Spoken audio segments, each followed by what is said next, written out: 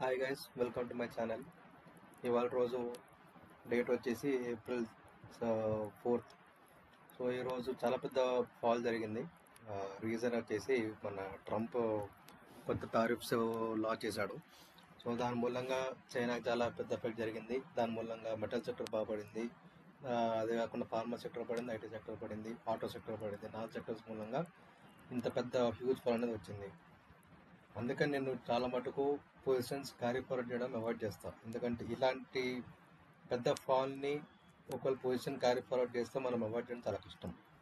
ఒకవేళ మన డైరెక్షన్లో పోయింది అనుకుంటే అక్కడ ప్రాఫిట్స్ పెద్దగా వస్తాయి. బట్ మనకు అగేన్స్ట్ పోయిందంటే మాత్రం మన క్యాపిటల్ వైపౌట్ అవుతుంది ఎట్లాంటి మూవ్ తోటి. సో అందుకనే పొజిషన్స్ క్యారీ ఫార్వర్డ్ చేయడం ఆపేసి మనం ఇంట్రాడే ట్రేడింగ్లోనే చేసుకుంటే మనకు కాస్త రిస్క్ మేనేజ్ చేసుకుంటే మనకు కొంచెం బెనిఫిట్ ఉంటుంది. సో ఇవాళ రోజు మనకైతే ట్రేడింగ్ దొరకలేదు. మనకి యాక్చువల్గా అసలు ఫస్ట్ 5 మినిట్ క్యాండిల్ ఎంత పెద్దది వచ్చింది. ఈ ఓవర్పీ అని మార్క్ చేసాం చూసారా, దీన్ని ఓపెనింగ్ రేంజ్ బ్రేక్అవుట్ అంటారు. ఈ ఓపెనింగ్ రేంజ్ బ్రేక్అవుట్ ట్రేడింగ్లోకి ఎట్లా వాడుకోవాలి అవన్నీ అనేది తర్వాత నేను కోర్స్లో చెప్తాను నేను. బట్ ఇంత పెద్ద రేంజ్ ఎప్పుడైతే వచ్చిందో అప్పుడే నాకు అర్థమైపోయింది వాళ్ళు మనకి ఫ్లాట్ మార్కెట్ ఉంటుంది, మనకి ఎంట్రీస్ అనేవి సరిగ్గా దొరకవని చెప్పి అప్పుడు అర్థమైపోయింది. సో అప్పుడే నేను చాలా మటుకు అవాయిడ్ చేసాను.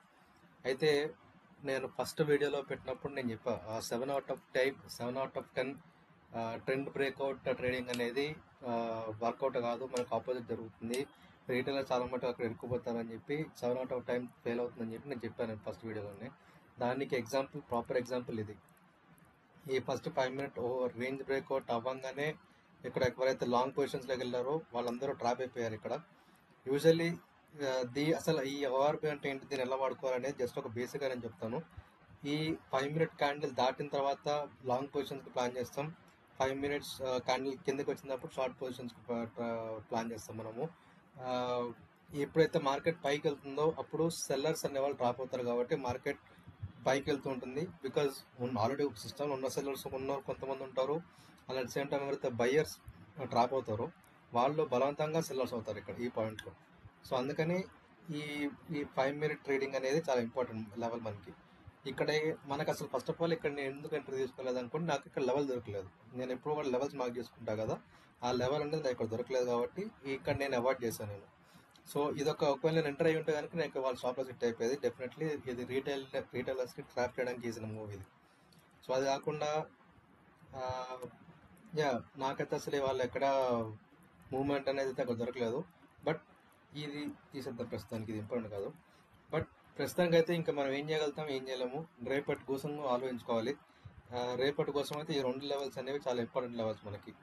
ఈ 2 లెవెల్స్ అసలు ఎలా మార్క్ చేసుకున్నాను, దీని ఇంపార్టెన్స్ ఏంటి, ఇది ఏ టైం ఫ్రేమ్లో చేసింది అవన్నీ తెలుసుకోవడానికి ఈ కోర్స్ అనేది డిజైన్ చేశాను నేను.